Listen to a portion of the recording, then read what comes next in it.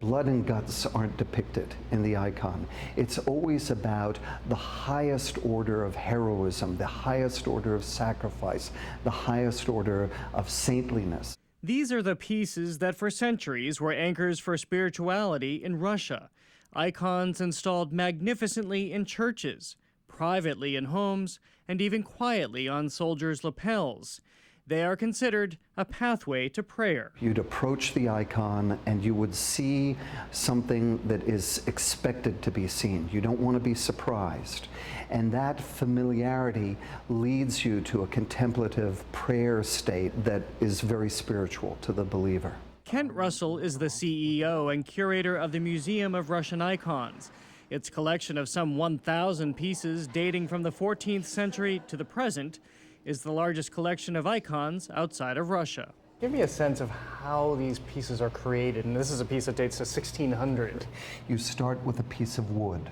Wood is a sacred material. Jesus was a carpenter. Then it's egg tempera paint, egg yolk, egg tempera, the origin of life. Everything in an icon has a sacred symbolism, and it's made during prayer in a very prescribed, ritualized manner. As far as the icons are concerned, I didn't know what one was.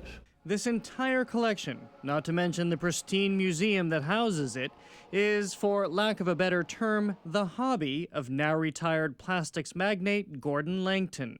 And it all began with this icon, found at a Russian flea market in 1990.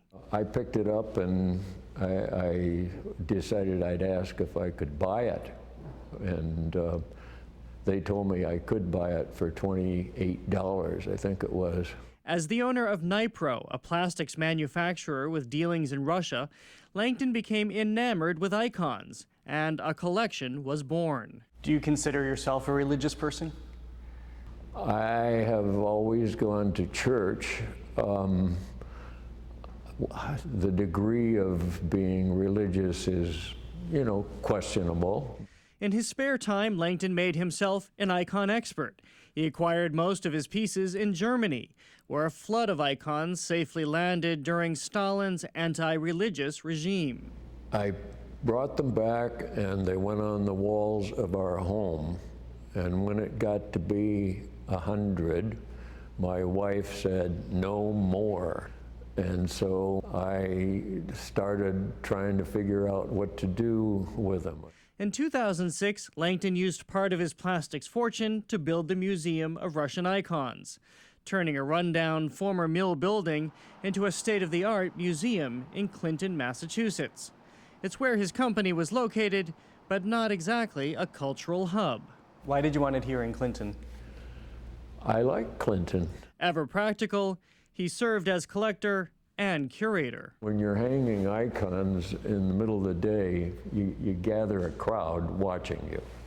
And they all have ideas, and they're telling me, move this one over here, it would be better if it was a little higher, and you put them closer, this kind of stuff. So I decided that I would put them all up at 2 a.m., and I did. So the museum is just the way you want it? I would say that is very, very accurate. Today, Langton's collection dwarfs even the icons' collections of the world's major museums, who now lend to him. The institution's new show of loans from the British Museum traces icons from Russia back to Byzantium, the center of Christianity, when rules for icon painting were pretty strict. It follows very meticulously either the Old or the New Testament or lives of saints. So it's not intended to be imaginative or what in the West we would consider a traditional work of art. Instead, they serve a prayerful purpose to museum visitors and venerators alike.